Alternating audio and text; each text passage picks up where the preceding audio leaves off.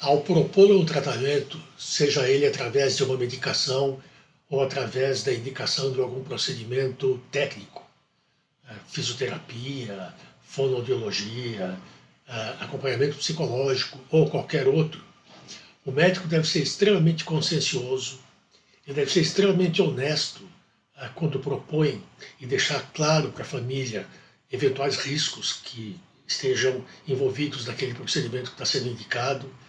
E ele tem que se utilizar das melhores evidências científicas às quais ele tem acesso naquele momento. Vocês já devem ter ouvido falar, com alguma frequência, em algo denominado medicina baseada em evidências, que é uma tendência que vem crescendo de alguns anos para cá e que é uma forma de avaliar estudos científicos realizados sobre vários aspectos da medicina que utilizam técnicas oriundas da ciência, engenharia, estatística e que se baseia fundamentalmente numa pesquisa extremamente abrangente sobre a literatura mundial a respeito de um determinado estudo, um determinado foco de estudo, em que frequentemente os autores se utilizam de algo que se chama meta-análise,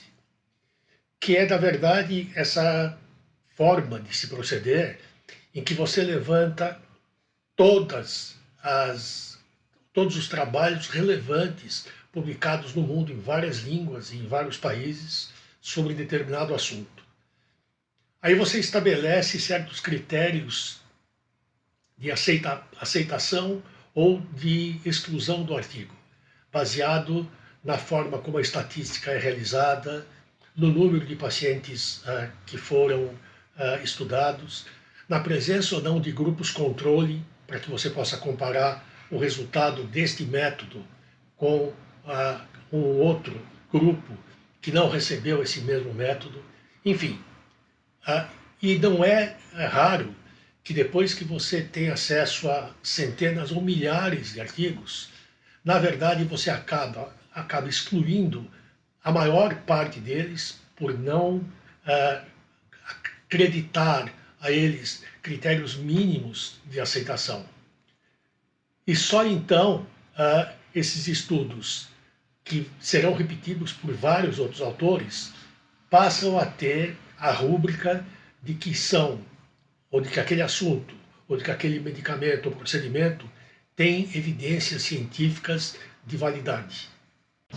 Ter essa preocupação de somente prescrever procedimentos e tratamentos que têm evidências de validade é muito importante, porque com muita frequência o que se vê é que determinados fármacos ou determinados procedimentos técnicos são generalizados a partir daquilo que a gente chama de evidência anedótica. O que é uma evidência anedótica? É aquela em que você tem Joãozinho era de um determinado jeito, tomou determinado xarope e ficou ótimo.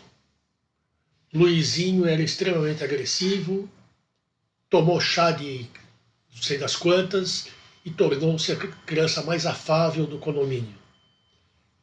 Embora essas afirmações possam realmente ser verdadeiras, e talvez esses procedimentos tenham tido realmente esse aspecto quase miraculoso, eles não podem ser generalizados. E é isso que a gente chama de uma evidência anedótica. É aquela baseada em um ou poucos casos que não permitem a sua generalização. O fato de terem dado bons resultados em determinadas crianças, uma vez que não foram feitos estudos abrangentes, duplos cegos, com controle, eles não devem ser generalizados. Quando você se afasta da indicação daqueles tratamentos que têm eficácia comprovada, você entra no terreno extremamente fértil dos chamados procedimentos alternativos. E aqui é importante diferenciar o que é procedimento alternativo do procedimento controverso. O procedimento alternativo é aquele em que eu não tenho evidências científicas de que comprovem a sua eficácia, porém não há, até o momento, evidências claras de efeitos colaterais mais importantes.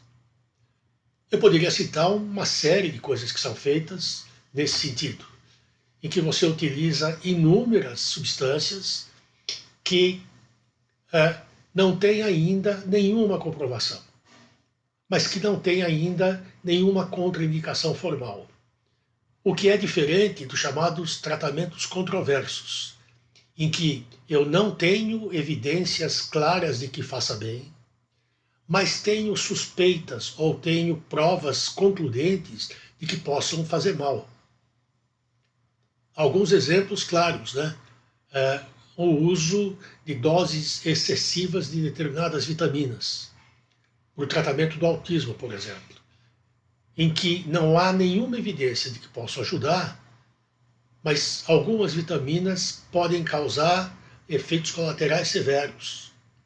Vários outros procedimentos caem nessa categoria. Então, o médico tem que tomar um extremo cuidado.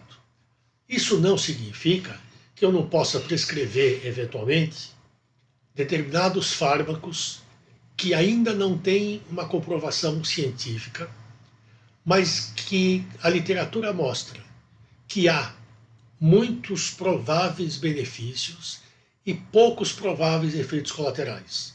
Mas nessa circunstância, a minha obrigação com relação à família é dizer claramente que eu estou fazendo um uso, como se chama hoje, de off-label.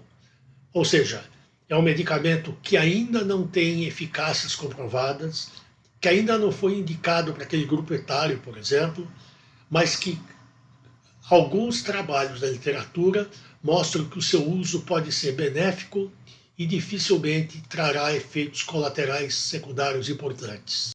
Eu queria encerrar esse relato